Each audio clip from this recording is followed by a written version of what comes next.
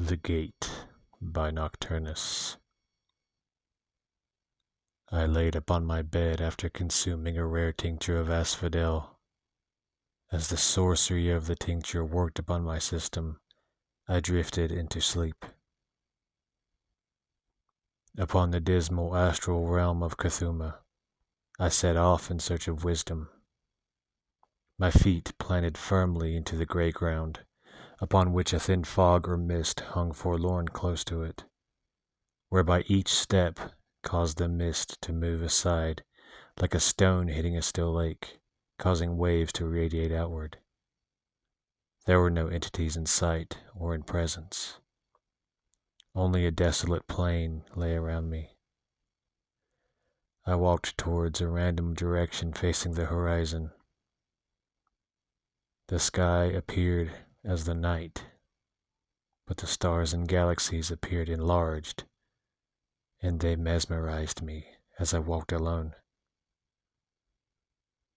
After what felt like an hour, as there is no time here, I saw before me a black tower. Within its small window slits, I saw a glowing light of a crimson hue. I walked up to the edge of the vast tower, whose top was lost in the dark heavens and stars. Within, I heard muffled chanting. The words were unintelligible to me, but I felt the resonance in my feet. The chanting pulsed through my body, and the resonance caused a series of visions to come to me. Vast, uncountable ages passed before me, mountains becoming eroded and nothing more than hills. Rivers changing their courses, snaking their way ever deeper into the earth, while other rivers dried up and left barren, rocky valleys. The trees, once numerous, became scarce and brittle-looking, then brown and decayed. Humanity was curiously absent from my visions. I walked around in a half-daze to try and find the entrance to the Black Tower. Feeling over the walls of what appeared to be obsidian, I came across a wooden arched doorway painted the same crimson which radiated from the windows. I pushed open the door and the hinges made not a noise. Beyond this threshold was candles inset into the walls, whose flames were red. The candles themselves were of the darkest wax. A scent filled the place, a curious mixture of myrrh and fresh blood. The floor and walls were made of the same obsidian I saw outside. Chanting within this place echoed off the walls somewhere from above.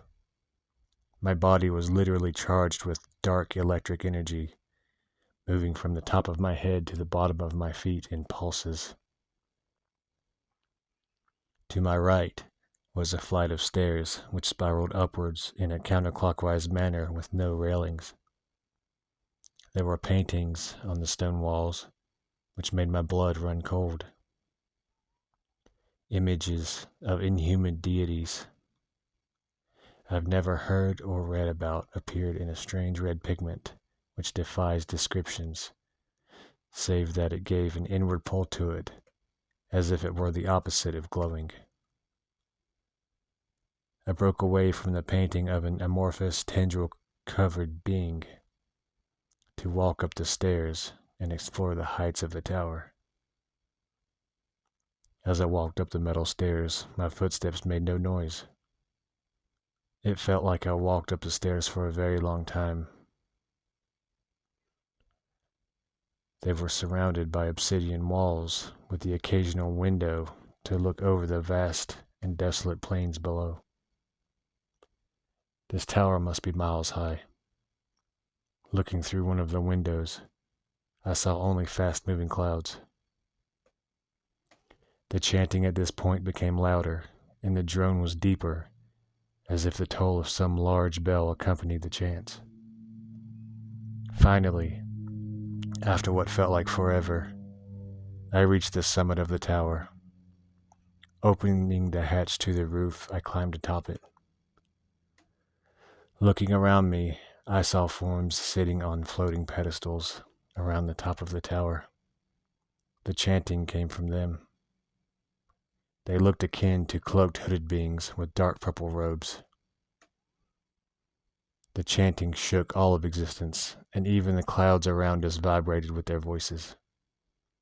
Their sounds grew in intensity, and they pointed towards the sky directly above me with both hands.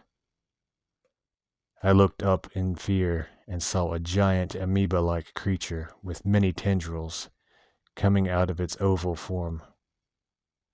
It glowed the crimson of the painting I saw earlier, and I knew that picture represented this being. The forms must have been summoning it when I entered their realm. Cthuya Ganarkan, the forms shouted. Memoros Sanath Orobeth Hehekalas, the voice from the mind of the great being replied, with an inward thought so powerful I almost lost consciousness. The being above me suddenly took on the form of a vast black tornado. I ran to escape this maelstrom, but was sucked up into the demonic winds, into the very center of chaos. Worlds flew by me, ancient towers and broken ruins.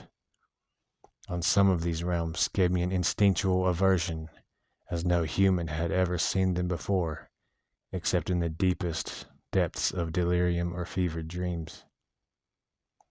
They were worlds without names, realms and spheres beyond the human experience. The tornado carried me to an orange planet that resembled Jupiter. I was deposited on a mound of reddish sand. The winds howled with unnatural noises, like the souls of 1,000 damned wraiths screaming in unison. In the distance, I saw a sphere-shaped building. I opened the door and stepped within its glassy depths. Before me was a green cube which resembled green onyx on Earth. As I picked it up, my surroundings changed into an endless library.